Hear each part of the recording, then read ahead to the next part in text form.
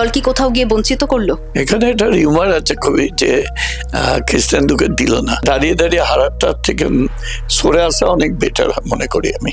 রাজ্যে যারা রাজনীতি করেন আমার মতো স্ট্রাগল মনে কেউ করেনি। আগামী দিনে দল যদি আবারও সুযোগ দেয়, যারা আপনাকে বলেছে তারা মনে কালো চশমা পরে ঘুরে। মালদায় তো এবারে প্রায় ত্রিমুখী লড়াই।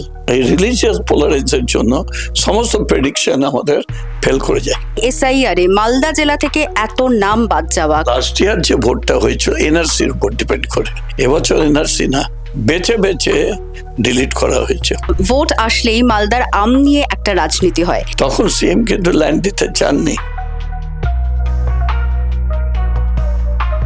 দাওয়ালির মুখোমুখি মালদার তৃণমূল কংগ্রেস নেতা এবং ইংরেজবাজার পুরসভার চেয়ারম্যান কৃষ্ণেন্দু নারায়ণ চৌধুরী। দাদা, দাওয়ালে স্বাগত।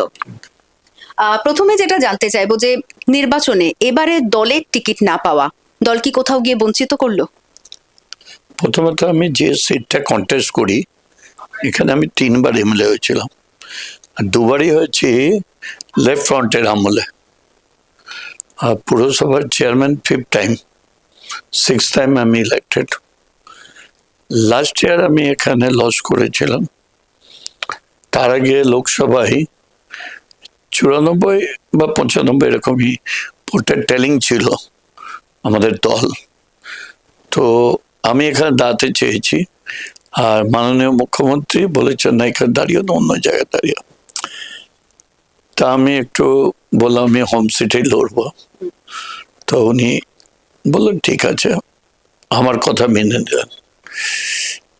তো 95কে আমি তাড়া করে 88,000 পর্যন্ত দৌড়াতে পারলাম, তারপর লস করে গেলাম। লস করার একটাই কারণ হচ্ছে 2টো স্টেপে মালদার ইলেকশন হয়েছে, একটা 26 আর একটা 29। আমার ইলেকশনটা ছিল 29 আর 26-এ যারা ইলেকশন করেছিল তারা ঝাঁপিয়ে পড়ে এখানে এটা অ্যালায়েন্স করে নিচ্ছে, অঘোষিত অ্যালায়েন্স।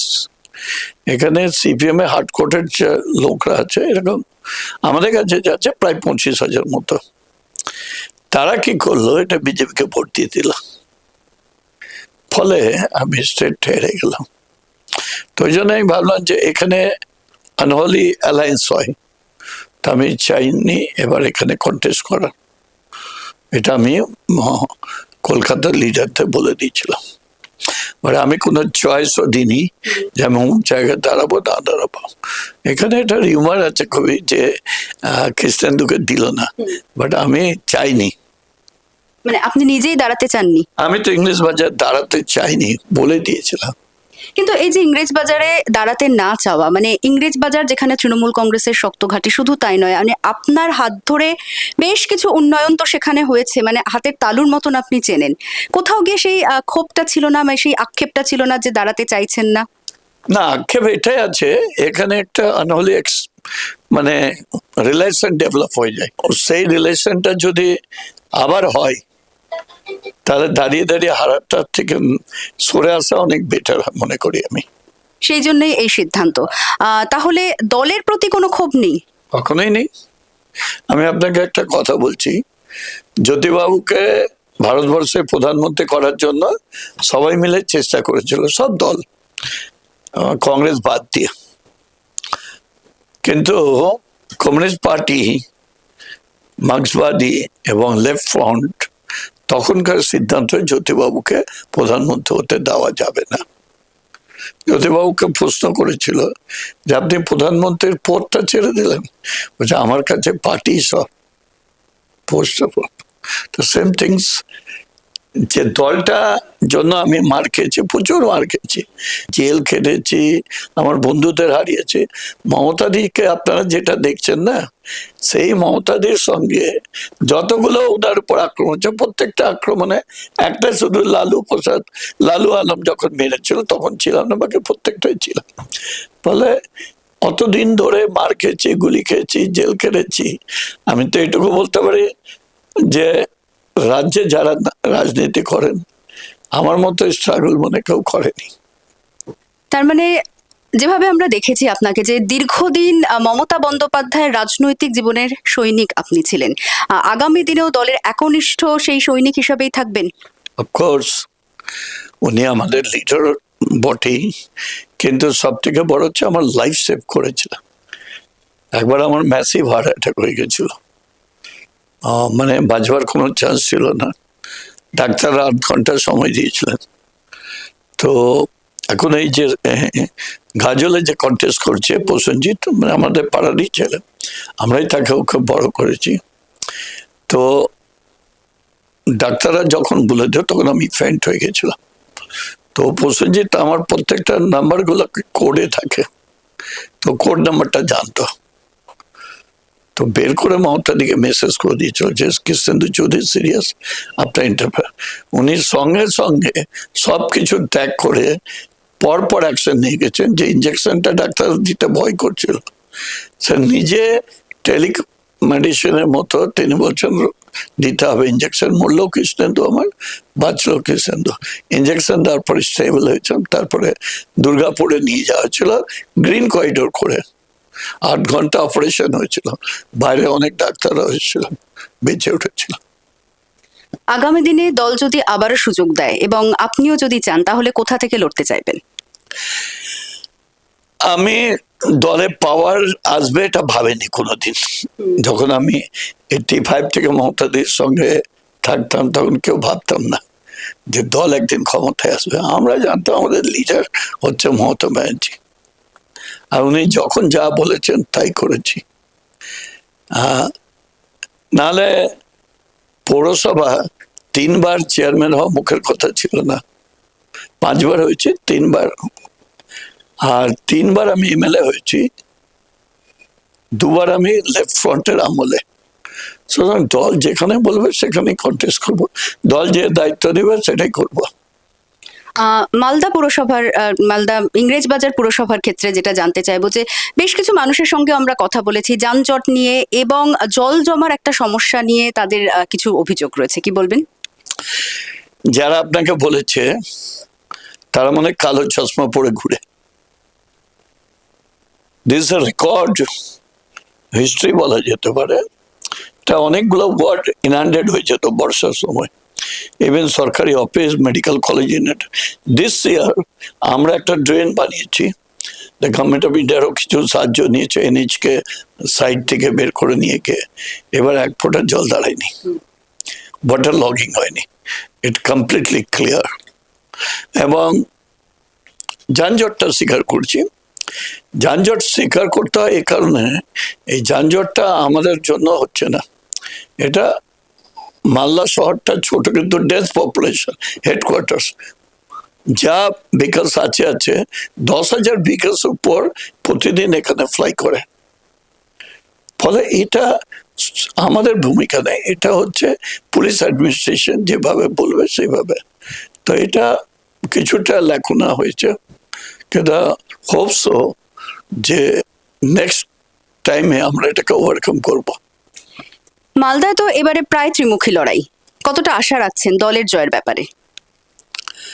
দেখেন আমাদের এখানে ভোট অনেকটা না রিলিজিয়াস পোলারাইজ হয়ে যায়। I'm not mentioning any caste, but you know what is the difference. তো এই রিলিজিয়াস পোলারাইজের জন্য সমস্ত প্রেডিকশন আমাদের ফেল করে যায়।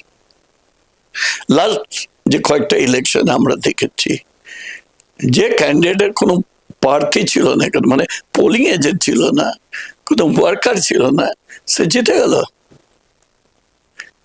মানুষ সেন্টিমেন্টাল হয়ে যাচ্ছে।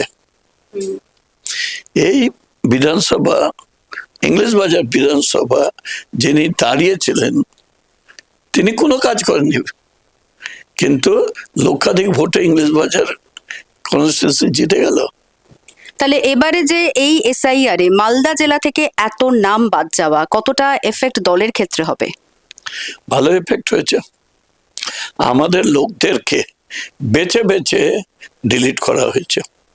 যদি মহামান্য আদালতে এটা করে এখন তারা দেখছে, কিন্তু এখন যদি নাম উঠাতে চাই অ্যাপ্লিকেশন করি, তাহলে সে নামটা উঠলেও ভোট দিতে পারবে না।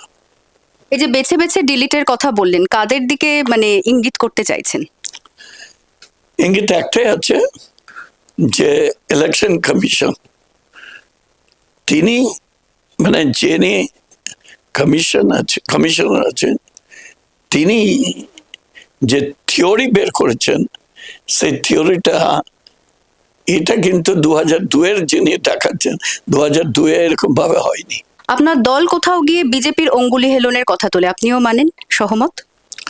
দেখেন, নির্বাচন কমিশনারকে অ্যাপয়েন্ট করে রাষ্ট্রপতি, আর রাষ্ট্রপতিকে পরামর্শ দেয় প্রধানমন্ত্রী, আর প্রধানমন্ত্রীকে পরামর্শ দেয় ওদের দল। তা আপনি যদি ধরেন, দলকে ইগনোর করা যাবে না। আরো একটা বিষয় জানতে চাইবো যে গত বিধানসভা নির্বাচনে ফলাফল ছিল 8-4, সেই আসন ধরে রাখতে পারবেন নাকি বাড়বে না কমবে? Everything is depend on the situation. একটা তো এসআইআর নিয়ে হলো, এখানে কখন কোনটা টার্ন নেবে বলা খুব মুশকিল। তাহলে এখানে দলের জয়ের ব্যাপারে কিছুটা সন্দিহান। লাস্ট ইয়ার যে ভোটটা হয়েছিল এনআরসির উপর ডিপেন্ড করে, এবছর এনআরসি না, এসআইআর। তো বিভিন্ন রকমের মানুষের মধ্যে ডিসকাশন হচ্ছে। আমরা তাও আশাবাদী এই কারণে যে এই এসআইআরটা ফোর্স করে ডেমোক্রেট রাইটকে কেড়ে নেওয়া হয়েছে। সব শেষে যেটা জানতে চাইবো যে ভোট আসলেই মালদার আম নিয়ে একটা রাজনীতি হয়। বিজেপির তরফেও বহু উন্নয়নের আশ্বাস দেওয়া হয়েছে। প্রধানমন্ত্রী নরেন্দ্র মোদী তিনিও উন্নয়নের কথা বলেছেন আম শিল্পকে কেন্দ্র করে। কি মনে হয়, মানে ভোট আসলেই সমস্ত রাজনৈতিক দল কি এই আম নিয়ে রাজনীতি করেন, সেটা কি একটা হাতিয়ার করেন? I was the horticulture minister and food poisoning, এবং আপনারা জানেন আইসিআরের CIC central institute of subtropical, এদের কাজই হলো ফুল ফল সবজি এর। তো সেই ইনস্টিটিউটটা লখনৌতে ছিল, তার একটা উইংস আমরা এখানে নিয়ে এসেছি, এটা সেন্ট্রাল গভর্নমেন্টেরই। তখন সিএম কিন্তু ল্যান্ড দিতে চাননি, বলে এত 1000 কোটি টাকার ল্যান্ড তুমি দিয়ে দিচ্ছ কেন? তাই আমি বললাম একটা গ্রিন রেভলিউশন হবে, তারপরে উনি দিলেন। তো বিজেপি করেনি, করেছে মুখ্যমন্ত্রী। মুখ্যমন্ত্রী যদি জমি না দিত আজকে 250 বিঘা জমি একদম ক্রিম প্লেসে, তাহলে কিন্তু ইনস্টিটিউটটা হচ্ছে না। এবং এটা আপনাকে বলে দিচ্ছি যে একটা শিশুকে যেভাবে লালন পালন করে এরা, ফুল ফল সবজি সেইভাবে লালন করে এরা তৈরি করে, এটা কার লাভ হবে? বেঙ্গলের লাভ হবে। এখানকার লাভটা কিন্তু দিল্লির হবে না, হরিয়ানার হবে না, বা নর্থ ইস্টের হবে না, লাভ এখানে হবে। সুতরাং এটুকু বলতে পারি, বিজেপির হচ্ছে এমটি ড্রাম ব্যাসেল সাউন্ড মাচা বলে না, তাই অবস্থা। নিজেরা কিছু করবে না, তা আওয়াজ বড় বড় দিবে। গঙ্গার ভাঙন হচ্ছে, ওদের কোনো আটকাবার ক্ষমতা নেই।